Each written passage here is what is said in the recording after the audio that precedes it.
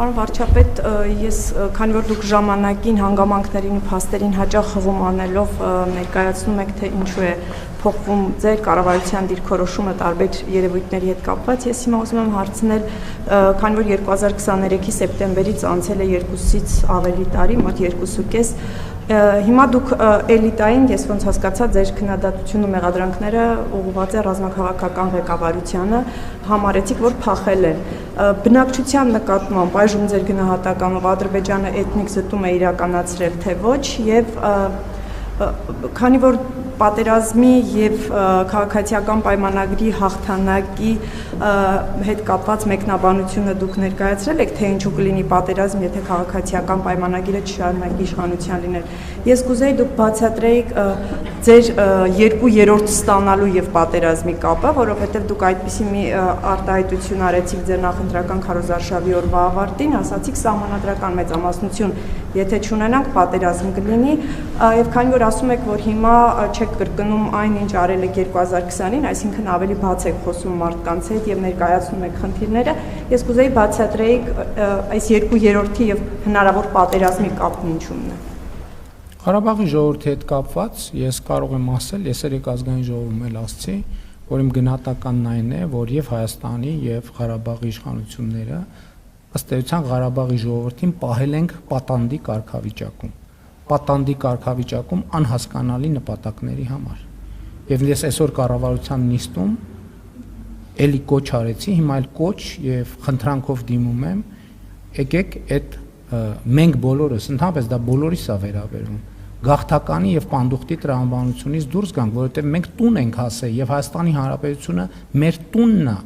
եւ մենք պետք է մեր տանը տեր կանգնենք, ոչ թե անընդհատ Հայաստանի Հանրապետությունը համարենք ժամանակավոր կացարան աշխարհի տարբեր տեղեր վերադառնալու համար, այլ սա մեր տունն է։ Ինչ վերաբերվում է, գիտեք ինչ,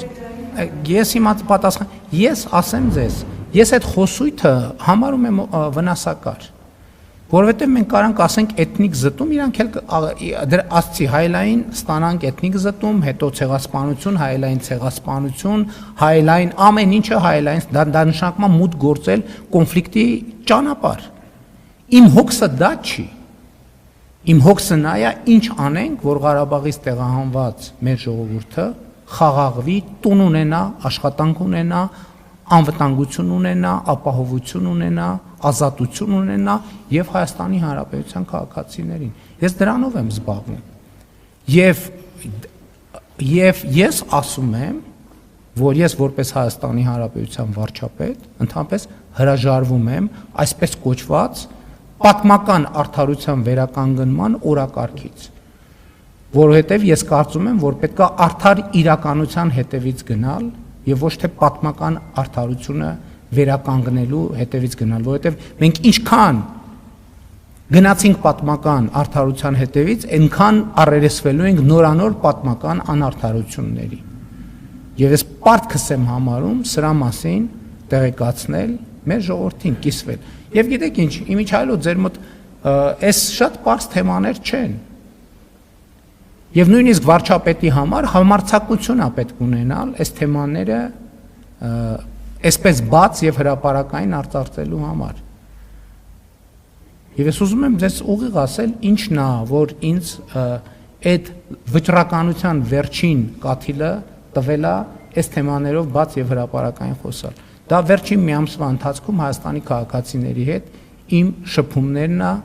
եւ քննարկումներն է, երբ որ ես տեսնում եմ, որ այս խոսույթը ուղիղ եւ օրգանական կապ ունի Հայաստանի Հանրապետության ժողովրդի ցանկությունների, նպատակների եւ եղծերի հետ։ Եվ մենք գնալու ենք այս ճանապարհով։ Եվ ժողովուրդը, այո, ես կարծում եմ, որ պետք է այս ռազմավարությանը տեր կանգնի, ես համոզված եմ, որ ժողովուրդը տեր կկանգնի, որովհետև ստեղ կա սեփական շահերի գիտակցման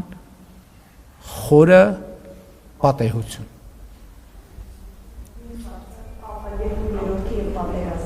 Երկու երրորդի եւ տեսեք, ես խոսել եմ, ես նախկինում խոսել եմ անկախության հռչակագրի մասին եւ ուզում եմ հստակ ասել, որ այդ քննարկումները, որ մենք ունենանք նոր սահմանադրություն, որտեղ հղում չկա անկախության հռչակագրին, դա մեզ է պետք առաջին հերթին, որովհետև դա նշանակում է այս տարածաշրջանում հարատև պետություն ունենալը դարձնել հնարավոր։ Ես էլի ասում եմ, եթե մենք մեր սոցիալ հոգեբանական եւ մտածողության մեջ դնելու ենք այն, որ մենք մեր տարածաշրջանում վերականգնելու ենք մեր պատկերացրած պատմական արդարությունը, եւ մենք բան ենք անելու, գնալու ենք եւ իրագործելու ենք մեր պատկերացրած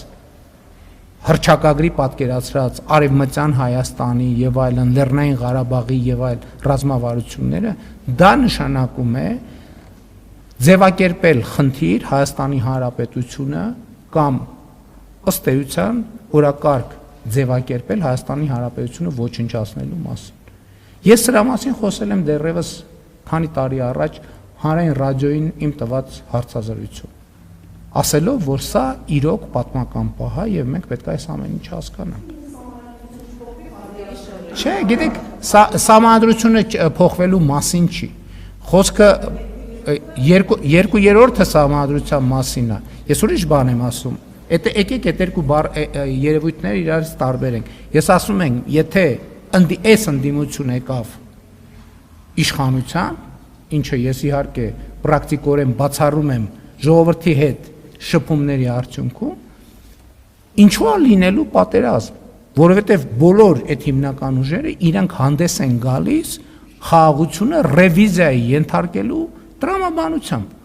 Այսինքն իրանք խաղաղության տակից հողը քաշում են, այդ նշանակում է խաղաղությունը քանդվելու է։ Երբ որ խաղաղությունը քանդվի, լինելու է պատերազմ։ Շատ պարզ տրամաբանություն է։ Երբ որ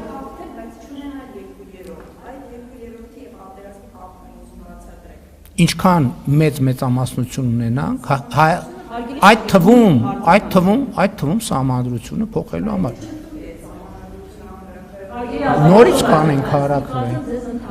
նորից կանենք հանրաքվե։ Մենք կգնանք մեր ժողովրդին կհամոզենք, կբացատրենք։ Մենք խնդիր չունենք։ Ես համոզված եմ, ինչի շուրջ մենք ազնիվ եւ արդար կերպով մեր ժողովրդի հետ խոսենք, մեր ժողովուրդը կհասկանա, որովհետև մենք մեր ժողովրդի ներկայացուցիչն ենք։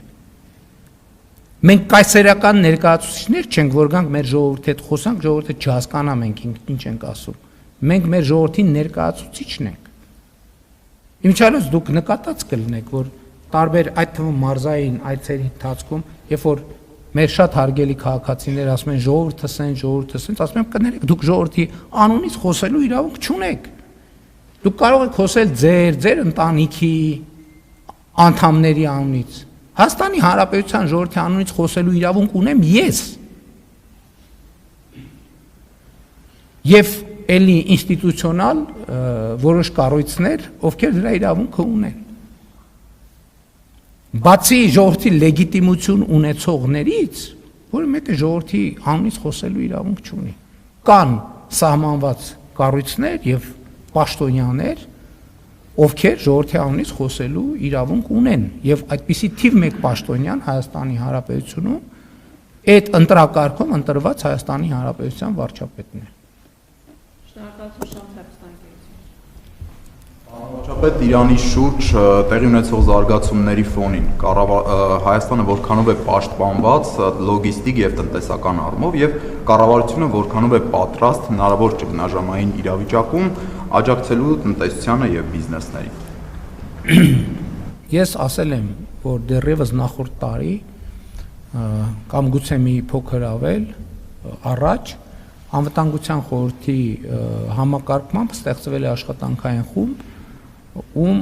դա 12-օրյա պատերազմի շրջանում էր, ում խնդիրն է շարունակում մնալ մոնիտորինգ անել իրավիճակը եւ ըստ անհրաժեշտության կայացնել իրավիճակից բխող որոշումներ։ Եվ այդ խումբը աշխատում է եւ ըստ անհրաժեշտության կկայացնենք որոշումներ։ Հաջորդ հարցը։